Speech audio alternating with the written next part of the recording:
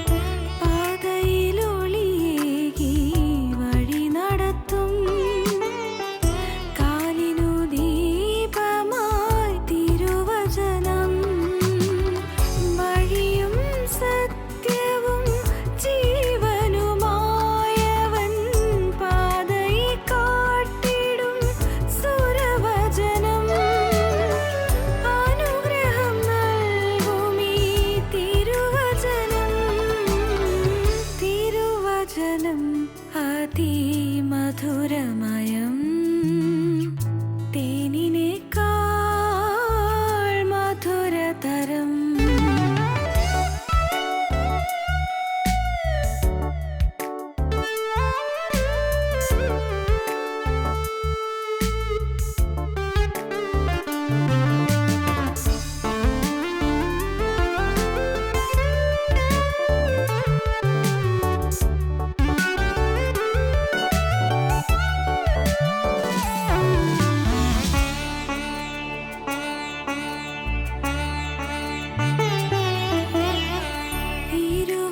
തലയുള്ള വാളിനേക്കാളും മൂർച്ചയേറുന്നതാം തിരുവചനം. ഇരുവായ് തലയുള്ള വാളിനേക്കാളും മൂർച്ചയേറുന്നതാം തിരുവചനം. സന്ധികളെ പോലും തുളച്ചിടും വചനം,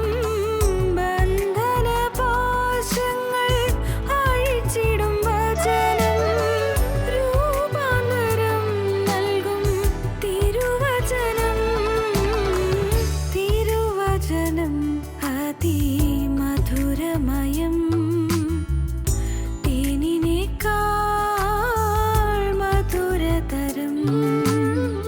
തിരുവചനം അതിമധുരമയം, തേനിനേക്കാൾ മധുരതരം.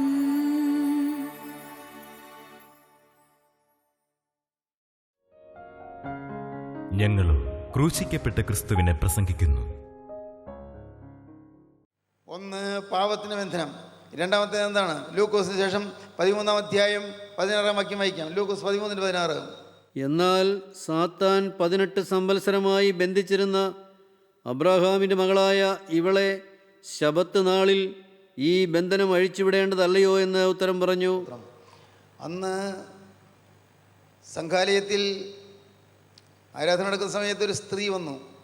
അന്ന് മാത്രമല്ല, എല്ലാ ശാവ ദിവസങ്ങളിലും ആരാധനയ്ക്ക് അവൾ വരാറുണ്ട്. പാവം വരുമ്പോൾ തന്നെ ആളുകൾക്ക് ഒരു സഹതാപം ഉണ്ടാകും. കൂനിയാണ് നടക്കുന്നത്. എത്ര കൊല്ലം? 18 കൊല്ലമായി കൂനി ബാധിച്ച സ്ത്രീയാണ്. 18 കൊല്ലം. പാവം നിവർന്നു നിൽക്കാൻ പറ്റുകയില്ല, തല നിവർത്താൻ പറ്റുകയില്ല, വളഞ്ഞുപോയി, നടുകുനിഞ്ഞുപോയി. 18 കൊല്ലമായി കൂനി ബാധിച്ചു. ആളുകൾക്ക് അറിഞ്ഞുകൂടായിരുന്നു ഈ കൂന് ഒരു സാധാരണ രോഗമാണെന്ന് വിചാരിച്ചുള്ളൂ. നട്ടിൽ വളഞ്ഞു പോയി. പക്ഷേ അതൊരു രോഗത്തിൻ്റെ ബന്ധനമായിരുന്നു. രോഗത്തിൻ്റെ ബന്ധനം. കൂന് ബാധിച്ച് നടക്കുകയാണ്. രോഗത്തിൻ്റെ ബന്ധനം. അതൊരു പൈശാചിക പ്രവൃത്തിയാണ്. അത് രോഗത്തിൻ്റെ ബന്ധനം. പ്രിയപ്പെട്ടവരെ, ആ രോഗത്തിൻ്റെ ബന്ധനത്തിന് കാരണം പിശാചിൻ്റെ ബന്ധനമാണ്. എന്നാൽ സാത്താൻ 18 സംവത്സരമായി ബന്ധിച്ചിരുന്ന അബ്രാഹാമിൻ്റെ മകളായ ഇവളെ ശബത്ത് നാളിൽ ഈ ബന്ധനം അഴിച്ചുവിടേണ്ടതല്ലയോ എന്ന് ഉത്തരം പറഞ്ഞു. 18 കൊല്ലമായി ബന്ധിച്ചിരുന്ന അബ്രഹാമിൻ്റെ മകളായി ഇവളെ ഈ ശാബത്ത് നാളിൽ ബന്ധനം അഴിച്ചുവിടേണ്ടതല്ലയോ എന്ന് പറഞ്ഞു. ഈ ബന്ധനം രോഗത്തിൻ്റെ ബന്ധനമാണ്. അത് സാത്താൻ്റെ ബന്ധനവുമാണ്. അനേകർക്കും സാത്താൻ്റെ ബന്ധനമുണ്ട്. രോഗത്തിൻ്റെ ബന്ധനം. ചിന്തിച്ചു നോക്കൂ, നമ്മുടെ ജീവിതത്തിൽ ഇന്ന് വിട്ടുമാറാത്ത തലവേദനയുണ്ട്. അല്ല, പലരുടെയും ജീവിതത്തിൽ ഇന്ന് വിട്ടുമാറാത്ത വയറുവേദനയുണ്ട്. പലരുടെയും ജീവിതത്തിൽ ഇന്ന് അനേകം ബന്ധനങ്ങൾ, രോഗബന്ധനങ്ങളുണ്ട്. വിട്ടുമാറുന്നില്ല. ചികിത്സിക്കുന്നു, പക്ഷേ സൗഖ്യമാകുന്നില്ല. ആശയ്ക്ക് വകയില്ലാത്തതുപോലെയാണ് ഡോക്ടേഴ്സ് സംസാരിക്കുന്നത്. പ്രിയപ്പെട്ടവരെ, നിങ്ങൾക്കറിയാമോ, പ്രാർത്ഥിച്ച് കർത്താവിനായി ജീവിതം സമർപ്പിച്ച് കഴിയുമ്പോൾ ആ ബന്ധനങ്ങൾ അഴിഞ്ഞു പോകുന്നു. അതോടെ രോഗം മാറുന്നു. ഡോക്ടേഴ്സ്, വിശ്രുതന്മാരായ ശാസ്ത്രജ്ഞന്മാരായ മെഡിക്കൽ സയൻസിൻ്റെ ഉന്നത ശൃംഖങ്ങളിലുള്ള ഡോക്ടേഴ്സ് എന്താണെന്നറിയാമോ? ഇന്നുള്ള ആളുകളിലുള്ള 60% രോഗങ്ങളും അവരുടെ ജീവിതത്തിൽ ഉള്ളതായ തിന്മകൾ മാറുമ്പോൾ, അവരുടെ ജീവിതത്തിലുള്ളതായ തിന്മകൾ വിട്ടുപോകുമ്പോൾ ആ രോഗങ്ങൾ മാറുന്നു എന്ന് ഡോക്ടേഴ്സിൻ്റെ അഭിപ്രായമാണ്. 60% ആളുകൾക്കുള്ള രോഗം വാസ്തവത്തിൽ രോഗമല്ല. തലവേദനയാണെങ്കിലും വയറുവേദനയാണെങ്കിലും ദേഹത്ത് എവിടെയെങ്കിലും മുഴയാണെങ്കിലും എന്തെല്ലാം ആണെങ്കിലും, ട്യൂമറാണോ അല്ല ഈവൻ ക്യാൻസറാണോ, എന്തെല്ലാം ആണെങ്കിലും അത് കർത്താവിലേക്ക് മാനസാന്തരപ്പെട്ട് കഴിയുമ്പോൾ അത് മാറുന്ന അനുഭവം കണ്ടിട്ടുണ്ട് എന്ന്. ദൈവത്തിന് സ്തോത്രം. ഇന്ന് രോഗത്താൽ ബാധിതരായി വിഷമിച്ചിരിക്കുന്നവരാരെങ്കിലുമൊക്കെ ഉണ്ടോ ഇവിടെ? നിങ്ങൾ മാനസാന്തരപ്പെടൂ. നിങ്ങൾ മാനസാന്തരപ്പെട്ട് ദൈവത്തിൻ്റെ വകയായി തീരൂ. യേശുക്രിസ്തുവിന് സ്വന്തമായി തീരൂ. ഇൻ്റെ മേൽ മനസ്സറിഞ്ഞ് ഞാൻ പാപം ചെയ്യുകയില്ല, ഇന്നു ഞാൻ പുതിയ സൃഷ്ടി. അത് തീരുമാനമെടുക്കൂ. ശാപങ്ങളില്ല, കയ്പില്ല, വഴക്കില്ല, പിണക്കമില്ല, വൈരാഗ്യമില്ല, പകയില്ല, പരിഭവമില്ല, പരാതിയില്ല, മുഷിച്ചിലില്ല, ഇഷ്ടക്കുറവില്ല, എല്ലാം ശുദ്ധമായ ഹൃദയം. അങ്ങനെ നിങ്ങളുടെ ജീവിതത്തിലൊരു അനുഭവം കിട്ടിക്കഴിഞ്ഞാൽ ദൈവത്തിന് സ്തോത്രം, നിങ്ങൾക്ക് പറയാം, കർത്താവേ, ഞാൻ എൻ്റെ ജീവിതം നിനക്ക് തന്നതല്ലേ, എൻ്റെ ആയുസ് നിന്നെ ഫലമേൽപ്പിച്ചതല്ലേ. അവനെ കൈക്കൊണ്ട് അവൻ നാമത്തിൽ വിശ്വസിക്കുന്ന ഏവർക്കും ദൈവമക്കളാകുവാൻ അധികാരം കൊടുത്തുന്നല്ലേ വചനം പറയുന്നത്. അങ്ങനെ ഞാൻ നിൻ്റെ ദൈവത്തിൻ്റെ മകനല്ലേ, ഞാൻ ദൈവത്തിൻ്റെ മകളല്ലേ. കർത്താവേ, ഞാൻ അപ്പനോട് യാചിക്കുകയാണ്. ഞാൻ അപ്പൻ്റെ മകനായതുകൊണ്ട്, അപ്പൻ്റെ മകളായതുകൊണ്ട്, അപ്പോൾ നീ എനിക്ക് ഈ രോഗം മാറ്റി തരണം. അല്ല, എൻ്റെ ഇഷ്ടമല്ല, നിൻ്റെ ഇഷ്ടം. ഇപ്പോൾ മാറ്റുന്നത് നിനക്ക് ഇഷ്ടമില്ലേ? വേണ്ട. നിനക്ക് ഇഷ്ടമാണെങ്കിൽ എൻ്റെ ഈ രോഗം മാറ്റി തരണം. പ്രാർത്ഥിക്കുന്നു. അങ്ങനെ പ്രാർത്ഥിക്കുമ്പോൾ കർത്താവിന് സ്തോത്രം, മക്കൾ യാചിച്ചാൽ അപ്പൻ ഉപേക്ഷിക്കുകയില്ല. മക്കളായി കൊണ്ട് യാചിക്കണം. ഇന്നും അനേകരും മക്കളല്ല, പിശാചിൻ്റെ മക്കളാണ്. ആദ്യം വായിച്ചതുപോലെ പിശാചിൻ്റെ മകനാണ്, പിശാചിൻ്റെ മക്കളാണ്. അതുകൊണ്ട് സ്വർഗത്തിൽ അപ്പനെ ഒന്നും ഇടപെടാൻ സാധിക്കുന്നില്ല. സാത്താൻ്റെ ടെറിട്ടറിയിൽ കടന്ന് ദൈവം ആക്രമിച്ച് കയറുകയില്ല. പിശാചിൻ്റെ അവൻ്റെ സ്വാധീനത്തിലുള്ള മണ്ഡലത്തിലേക്ക് ദൈവം തമ്പുരാൻ കയറി വരികയില്ല. അവന് നാം ഇടം കൊടുത്തിരിക്കുമ്പോൾ ദൈവം നിസ്സഹായനായി വേദനയോട് നോക്കി നിൽക്കുകയുള്ളൂ. നാം പിശാചിനെ ഉപേക്ഷിച്ച്, പാവത്തെ ഉപേക്ഷിച്ച് നാം ദൈവത്തിൻ്റെ മകനായി, ദൈവത്തിൻ്റെ മകളായി തീരുമ്പോൾ ദൈവം മകൻ്റെ കാര്യത്തിൽ ഇടപെടും. ഓരോ കാര്യങ്ങളിലും നിങ്ങൾ പരീക്ഷ എഴുതുന്നു, അപ്പോൾ ഞാൻ നിൻ്റെ മകളല്ലേ, നിൻ്റെ മകനല്ലേ, ഈ പരീക്ഷ എനിക്ക് പാസ്സാക്കി തരണം. ദൈവത്തിന് സ്തോത്രം. നിങ്ങൾ ജോലിക്ക് വേണ്ടി അപേക്ഷിക്കുന്നു, അപ്പോൾ ഞാൻ നിൻ്റെ മകനല്ലേ, അപ്പോൾ ഞാൻ നിൻ്റെ മകളല്ലേ, ഈ ജോലി നീ എനിക്ക് വാങ്ങി തരണം. ഇൻ്റർവ്യൂവിന് ഞാൻ പോകുന്നു, കർത്താവേ, ഞാൻ നിൻ്റെ മകനല്ലേ, ഞാൻ നിൻ്റെ മകളല്ലേ, നിന്നെ ഞാൻ കൈക്കൊണ്ടതല്ലേ, ഞാൻ എൻ്റെ ജീവിതം എന്നേക്കുമായി വിശുദ്ധമായി സൂക്ഷിക്കുമെന്ന് ഞാൻ നിന്നോട് വാക്ക് പറഞ്ഞതല്ലേ, ഇത്രയും കാലം അതങ്ങനെ സൂക്ഷിച്ചുകൊണ്ടിരിക്കുകയല്ലേ. അതുകൊണ്ട് കർത്താവ്, ഈ ജോലിക്ക് ഇൻ്റർവ്യൂവിൽ എനിക്ക് പാസ്സാക്കി തരണം. ദൈവത്തിന് സ്തോത്രം. ഓരോ കാര്യങ്ങളും ചോദിക്കാം, എല്ലാം ചോദിക്കാം, ചോദിച്ചു വാങ്ങാം. ആദ്യം എന്താകണം? അപ്പൻ്റെ മകനായി തീരണം, അപ്പൻ്റെ മകളായി തീരണം. സ്തോത്രം. അങ്ങനെ പിശാചിൻ്റെ ബന്ധനങ്ങളെല്ലാം അഴിയും. രോഗത്തിൻ്റെ ബന്ധനം അഴിയും, സാത്താൻ്റെ ബന്ധനം അഴിയും. സാത്താൻ ആ പാവം സ്ത്രീയെ ബന്ധിച്ചിട്ടിരിക്കുകയായിരുന്നു. അതുകൊണ്ട് സാത്താൻ ബന്ധിച്ച കാലം മുതൽ അവൾ വളഞ്ഞു കൂഴിയാണ് നടക്കുന്നത്, വളഞ്ഞു കൂഞ്ഞ് നടക്കുന്നു. ആരെങ്കിലും എതിരെ വന്നാൽ വരുന്നവർ മാറിപ്പോകല്ലാതെ അവൾക്ക് മാറിപ്പോകാൻ പറ്റുകയില്ല. ആരാ വരുന്നവൾക്ക് കാണാൻ പറ്റുകയില്ല. അവൾ കാണുന്നത് പാദം മാത്രമേ കാണുന്നുള്ളൂ. പാവം ദയനീയമായ സ്ഥിതിയിലായിട്ട് 18 കൊല്ലമായി. ദൈവത്തിന് പിപ്തോ ഞായറാഴ്ച എന്ന് പറയുന്ന നോമ്പിലെ ഞായറാഴ്ചയിൽ ആ സ്ത്രീക്ക് കർത്താവ് സൗഖ്യം കൊടുത്തതിനെക്കുറിച്ചാണ് നാം ദേവങ്കലിയിൽ വായിച്ച് കേൾക്കുന്നത്. പിപ്തോ ഞായറാഴ്ച, കൂനിയായ സ്ത്രീ അനുസ്മരിക്കുന്ന ഞായറാഴ്ച. അന്ന് പതിവ് പോലെ അവൾ ദേവാലയത്തിൽ വന്നു. ഇതിനു മുമ്പ് വന്നതുപോലെയല്ല, ഇന്ന് വന്നപ്പോൾ ഒരു പുതിയ അനുഭവം. ഇന്ന് യേശു ദേവാലയത്തിലുണ്ടായിരുന്നു. ഭാഗ്യം, ഇന്ന് യേശു ദേവാലയത്തിലുണ്ടായിരുന്നു. പ്രിയപ്പെട്ടവരെ, ദേവാലയത്തിൽ യേശു നിൽക്കുമ്പോൾ അപ്പോഴുണ്ട് ഈ ഒരു സ്ത്രീ ഇങ്ങനെ കൂനി വരുന്നു. കർത്താവിൻ്റെ ഉള്ളലിഞ്ഞു. തൻ്റെ കൈപ്പണിയായ മനുഷ്യൻ, തൻ സൃഷ്ടിയായ മനുഷ്യൻ കൂനി നടക്കുന്നു. നിത്യനായ സ്വർഗീയ രാജാധിരാജൻ്റെ മനസ്സലിഞ്ഞു. കർത്താവ് അവളെ അടുക്ക വിളിച്ചു. പാവം, എന്തിനാ വിളിക്കുന്നത്, ആരാ വിളിക്കുന്നതൊന്നും മനസ്സിലായിട്ടില്ല. പയ്യെ നീങ്ങാൻ തുടങ്ങിയപ്പോഴേക്കും കർത്താവ് അങ്ങോട്ട് നീങ്ങിച്ചെന്നു. കർത്താവ് അവളുടെ മുതുകത്ത് അതിൻ്റെ കരം വെച്ചു. ആര്? സൃഷ്ടാവിൻ്റെ കരം സൃഷ്ടിയുടെ മുതുകത്ത് വെച്ചു. ഹല്ലേലൂയ, ദൈവത്തിന് സ്തോത്രം. സൃഷ്ടാവിൻ്റെ കരം സൃഷ്ടിയുടെ മുതുകത്ത് വെച്ചു. സ്ത്രീയെ, നിൻ്റെ രോഗബന്ധനം അഴിഞ്ഞിരിക്കുന്നു പറഞ്ഞു. നിൻ്റെ രോഗബന്ധനം അഴിഞ്ഞിരിക്കുന്നു. പിന്നെ പറയുകയാണ്, കർത്താവ് പറയുകയാണ്, സാത്താൻ 18 കൊല്ലമായി ബന്ധിച്ചിരുന്ന അബ്രഹാമിൻ്റെ മകളായി ഇവൾ അബ്രഹാം പിതാവിൻ്റെ മകളായി വിശ്വാസിയായ അബ്രഹാമിൻ്റെ മകളായിരുന്നു. പക്ഷേ പിശാച് ബന്ധിച്ചിട്ട് പോയി. ഇപ്പോൾ ഇവിടെ ബന്ധനം അഴിച്ചുവിട്ടിരിക്കുകയാണ്. സാത്താൻ്റെ ബന്ധനം അഴിഞ്ഞു, പിശാചിൻ്റെ ബന്ധനം അഴിഞ്ഞു, ഒപ്പം രോഗത്തിൻ്റെ ബന്ധനം അഴിഞ്ഞു. 1 പാവത്തിൻ്റെ ബന്ധനം, 2 രോഗത്തിൻ്റെ ബന്ധനം, 3 സാത്താൻ്റെ ബന്ധനം. സ്തോത്രം, ദൈവത്തിന് സ്തോത്രം. ദൈവത്തിന് വലിയ നാമം മഹത്വപ്പെടട്ടെ. പ്രിയപ്പെട്ടവരെ, ഇന്ന് നിങ്ങളിതെല്ലാം കേൾക്കുമ്പോൾ നിങ്ങൾക്ക് എന്ത് ബന്ധനമാണുള്ളത്? എന്ത് ബന്ധനമാണുള്ളത്? ഉണ്ട് കേട്ടോ, ഉണ്ട്, ബന്ധനങ്ങളുണ്ട്. ചില ശാപങ്ങളുടെ ബന്ധനം മാറിയിട്ടില്ല. ദൈവത്തിന് സ്തോത്രം. സഹോദരങ്ങളെ, അനേകം ബന്ധനങ്ങൾ, സാത്താൻ്റെ ബന്ധനങ്ങൾ, പിശാചിൻ്റെ ബന്ധനങ്ങൾ, രോഗത്തിൻ്റെ ബന്ധനങ്ങൾ, പാവത്തിൻ്റെ ബന്ധനങ്ങൾ, അനേകം ബന്ധനങ്ങളുണ്ട്. ദൈവത്തിന് സ്തോത്രം. എന്തിനാണ് ഈ ബന്ധനങ്ങൾ അഴിച്ചുവിടുന്നത്? ഈ ബന്ധനങ്ങളെ മാറ്റുന്നത് എന്തിനു വേണ്ടിയാണ്? മർക്കോസിന് ശേഷം 11-ാം അധ്യായം എടുക്കാം. മർക്കോസിന് ശേഷം 11-ാം അധ്യായത്തിൽ നാം കാണുന്നത് എന്തിനു വേണ്ടിയാണ് ഈ ബന്ധനം അഴിച്ചുവിടുന്നത്. വായിക്കാം. 11-ാം അധ്യായത്തിൻ്റെ 1-ാം വാക്യം മുതൽ വായിക്കാം. അവർ യെരുശലേമിനോട് സമീപിച്ച് ഒലിവ് മലയരികെ ബേത്ത്ഫാഗയിലും ബേഥാന്യയിലും എത്തിയപ്പോൾ അവൻ ശിഷ്യന്മാരിൽ 2 പേരെ അയച്ച് അവരോട്, നിങ്ങൾക്കെതിരെയുള്ള ഗ്രാമത്തിൽ ചെല്ലുവീൻ. അതിൽ കടന്നാൽ ഉടനെ ആരും ഒരിക്കലും കയറിയിട്ടില്ലാത്ത ഒരു കഴുതക്കുട്ടിയെ കെട്ടിയിരിക്കുന്നത് കാണും. അതിനെ അഴിച്ചു കൊണ്ടുവരുവീൻ. കഴുതക്കുട്ടിയെ കെട്ടിയിരിക്കുന്നത് കാണും, അതിനെ അഴിച്ചു കൊണ്ടുവരുവീൻ.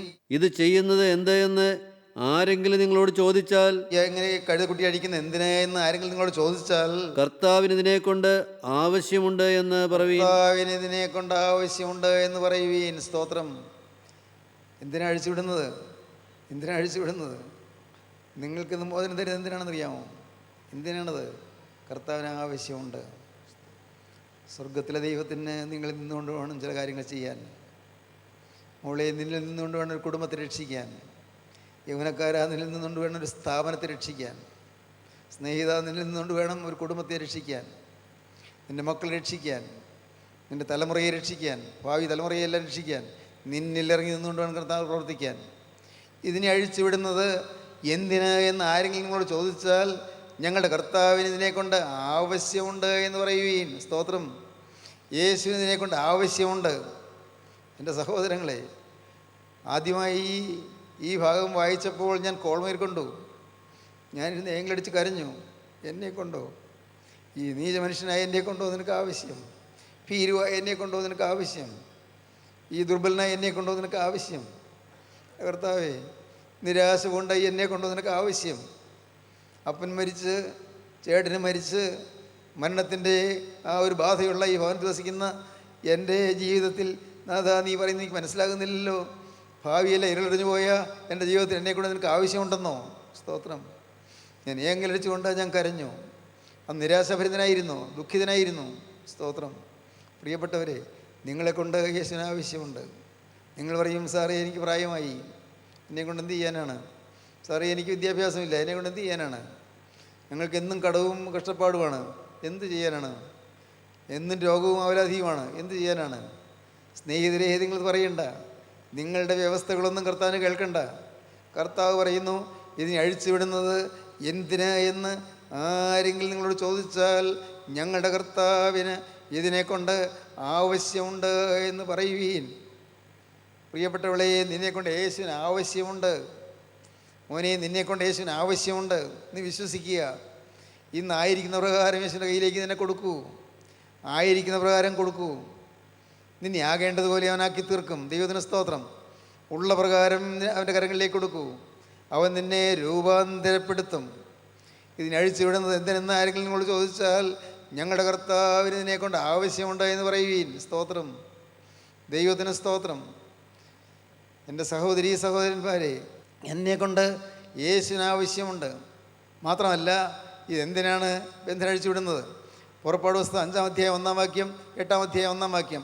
അതിൻ്റെ ശേഷം മോശയും അഹ്റോനും ചെന്ന് ഫറവോനോട്, മരുഭൂമിയിൽ എനിക്ക് ഉത്സവം കഴിക്കേണ്ടതിന് എൻ്റെ ജനത്തെ വിട്ടയക്കണമെന്നിപ്രകാരം ഇസ്രായേലിൻ്റെ ദൈവമായ യഹോവ കൽപ്പിക്കുന്നുവെന്ന് പറഞ്ഞു. മരുഭൂമിയിൽ എനിക്ക് ഉത്സവം കഴിക്കേണ്ടതിന് എൻ്റെ ജനത്തെ വിട്ടയക്കുക. ജനത്തെ വിട്ടയക്കുന്നതിന് ഉത്സവം കഴിക്കാനാണ്.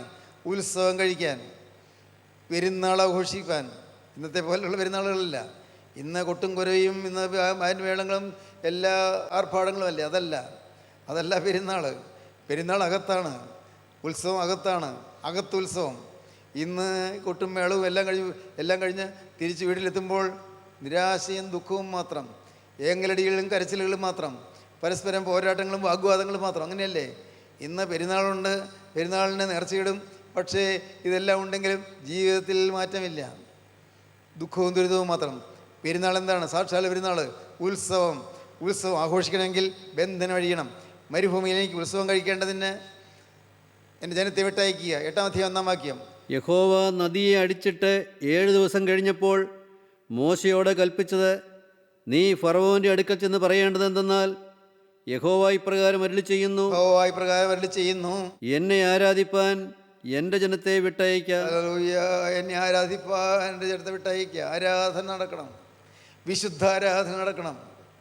പ്രിയപ്പെട്ടവരെ, പേരിനുള്ള ആരാധനയല്ല, പുറമേ കാണുന്ന ആരാധനയല്ല. ആരാധന ആത്മാവിലാണ്. ആരാധന അകത്താണ്. ആരാധന സാക്ഷാൽ ആരാധന സത്യത്തിലും ആത്മാവിലുള്ള ആരാധനയാണ്. അകത്താണ് ആരാധന. അകത്ത് ബന്ധനം കഴിയുന്നു, അകത്തെ കെട്ടുകളെല്ലാം അഴിയുന്നു. അകത്തെ ബന്ധനങ്ങൾ, വാശിയും വൈരാഗ്യവും കോപവും വിദ്വേഷവും എല്ലാ ബന്ധനങ്ങൾ കഴിയുന്നു. അശുദ്ധ വികാരങ്ങളും മ്ലേച്ഛ മോഹങ്ങളും അരുതാത്ത ചിന്തകളും എല്ലാം അഴിഞ്ഞു പോകുന്നു. എന്നെ ആരാധിക്കേണ്ടതിന് എന്നെ ജനത്തെ വിട്ടയക്കുക. ആരാധന നടക്കണം. അതിന് ജനത്തിന് മോചനം കൊടുക്കണം. മോശയും അഹ്റോനും അന്ന് ഫറവോ രാജാവിൻ്റെ അടുക്കൽ ചെന്ന് പറഞ്ഞു, എന്നെ ആരാധിപ്പാൻ എൻ്റെ ജനത്തെ വിട്ടയക്കുക എന്ന് കർത്താവ് കൽപ്പിക്കുന്നു. മരുഭൂമിയിൽ ഉത്സവം കഴിക്കേണ്ടതിന് എൻ്റെ ജനത്തെ വിട്ടയക്കുക. സാക്ഷാൽ ആരാധന ഉത്സവമാണ്. ദൈവത്തിന് സ്തോത്രം. പ്രിയപ്പെട്ടവരെ, ഈ ഉത്സവത്തിൻ്റെ ആഘോഷം നിങ്ങളുടെ ഹൃദയങ്ങളിലുണ്ടോ? മനസ്സിൽ സന്തോഷമുണ്ടോ? ഇന്നും ദുഃഖമല്ലേ, നെടുവീർപ്പല്ലേ? ഓർത്ത് നോക്കൂ. ഇന്നും കണ്ണീരല്ലേ, കരച്ചിലല്ലേ? ചിന്തിച്ച് നോക്കൂ. നിങ്ങൾ ചിന്തിക്കൂ. നിങ്ങൾ ബുദ്ധിയുണ്ടല്ലോ, ആലോചിച്ച് നോക്കൂ. എന്നാ ഒരു സ്വസ്ഥത കിട്ടിയിട്ടുള്ളത്? പെൺകുട്ടി പറയുകയാണ്, എൻ്റെ ചെറുപ്പത്തിൽ അപ്പൻ്റെ അമ്മയുടെയും വരുതിയിൽ നിന്നു നല്ല കാലമായിരുന്നു. വിവാഹപ്രായം ആകുന്നതിന് മുമ്പ് എന്നെ കല്യാണം കഴിച്ചു വിട്ടു. എന്നാൽ ഇന്ന് ഞാൻ കണ്ണീരും കയ്യുമാണ്. ഇന്ന് സമാധാനമില്ല.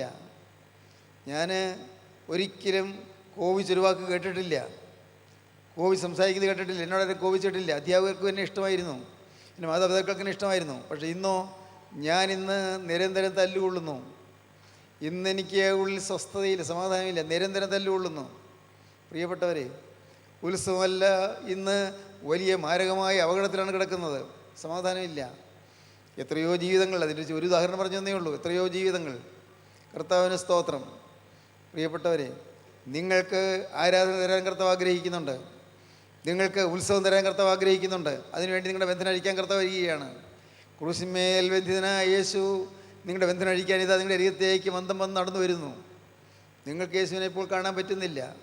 ഈ പുറമെയുള്ള കണ്ണുകൊണ്ട് കാണാൻ പറ്റുന്നില്ല. എനിക്കും പുറമെയുള്ള കണ്ണുകൊണ്ട് കാണാൻ പറ്റുകയില്ല. ദൈവത്തിന് സ്തോത്രം. എന്നാൽ യേശു നിങ്ങളുടെ അരികത്തേക്ക് വരുന്നുണ്ട്. നിങ്ങളുടെ അകത്തെ ഡ്രൈവ്സ്, ഇന്നർ ഡ്രൈവ്സ് എന്ന് പറയും.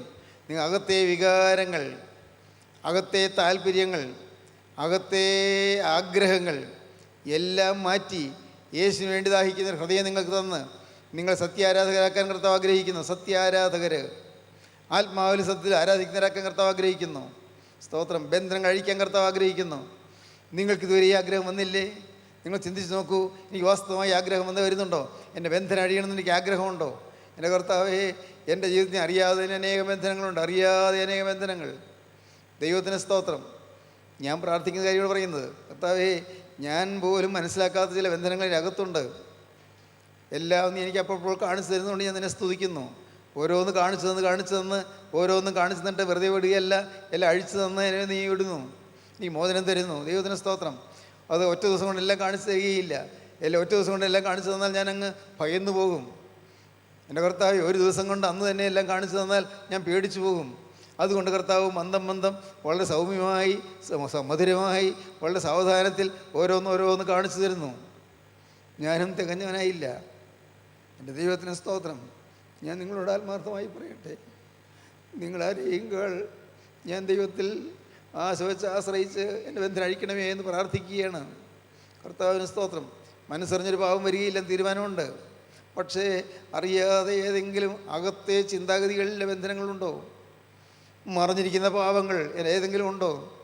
സംഘത്തിൽക്കാരൻ പറഞ്ഞു, തൻ്റെ തെറ്റുകളെ ഗ്രഹിക്കുന്നതിനാര് മറഞ്ഞിരിക്കുന്ന പാവങ്ങളെ പോക്കി എന്നെ മോചിക്കണമേ, സ്വമേധാഭാവങ്ങളെ അകറ്റിയടനെ കാക്കണമേ. എന്നാൽ ഞാൻ നിഷ്കളങ്കനും മഹാപാതകരഹിതനുമായിരിക്കും. എൻ്റെ പാറയും എൻ്റെ വീണ്ടെടുപ്പുകാരനായ യഹോവേ, എൻ്റെ വായിലെ വാക്കുകളും എൻ്റെ ഹൃദയത്തിലെ ധ്യാനവും നിനക്ക് പ്രസാദമായിരിക്കുമാറാകട്ടെ. കോപത്തിന് ബന്ധനമുള്ള ആളുകളുണ്ട്, പിരാകുന്ന വാക്കുകൾ പറയുന്ന ആളുകളുണ്ട്, എപ്പോഴും നീരസപ്പെട്ട് മുഷിഞ്ഞ് സംസാരിക്കുന്ന ആളുകളുണ്ട്, മുഷിച്ചിലും നീരസം വരുമ്പോൾ മിണ്ടാതിരിക്കുന്ന ആളുകളുണ്ട്. എല്ലാം ബന്ധനങ്ങളാണ്, മാറണം. എല്ലാ ബന്ധനവും അഴിഞ്ഞിട്ട് സ്വതന്ത്രനായി നെടുവീർപ്പിട്ട് ദൈവത്തെ സ്തുതിക്കണം.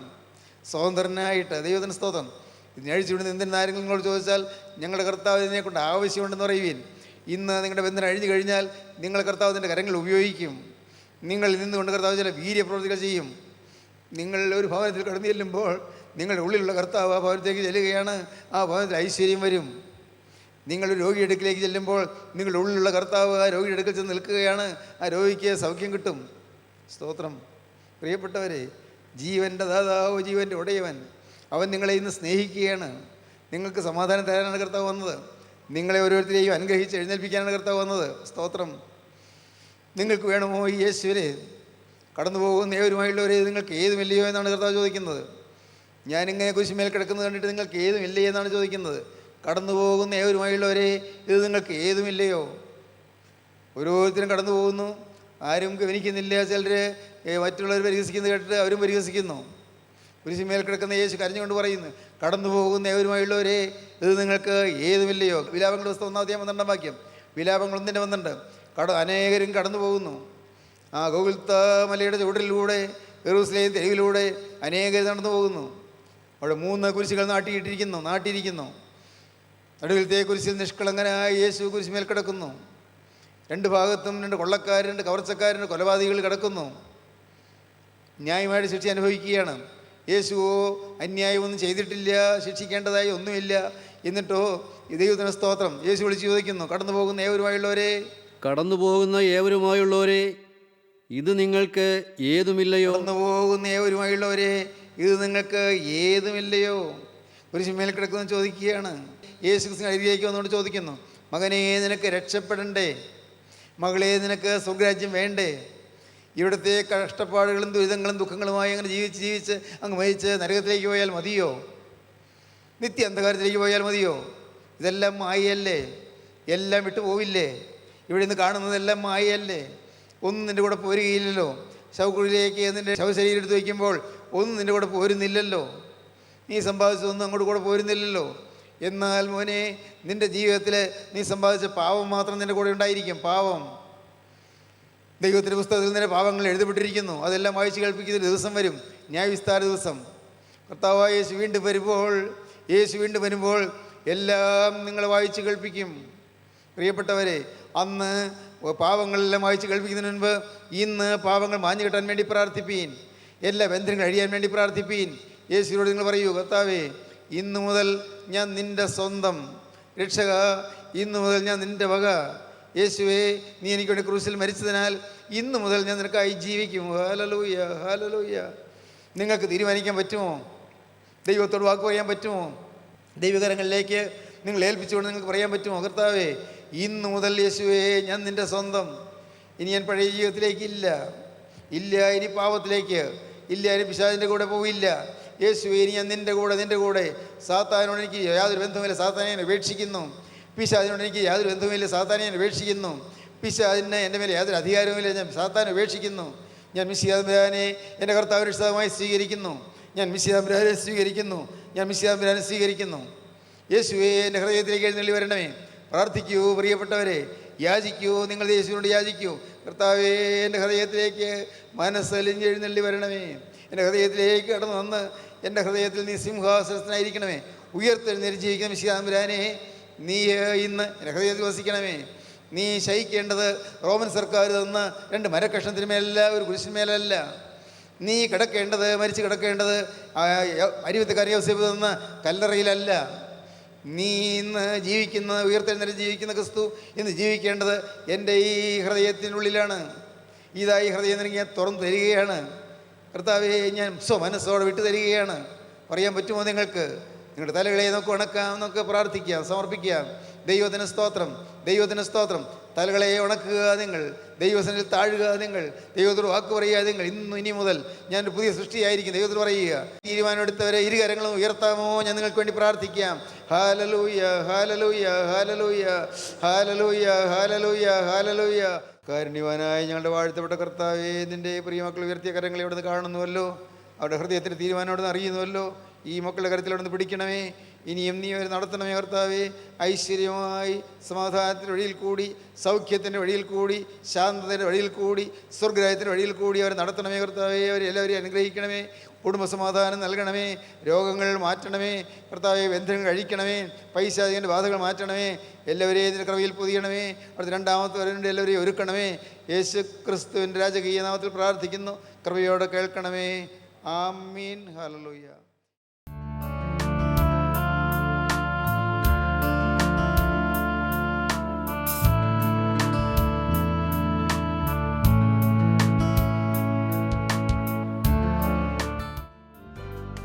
അമൃതധാര എല്ലാ ശനിയാഴ്ചയും രാവിലെ 6:30 മുതൽ 7 മണി വരെ നിങ്ങളുടെ സൂര്യ TV-യിൽ.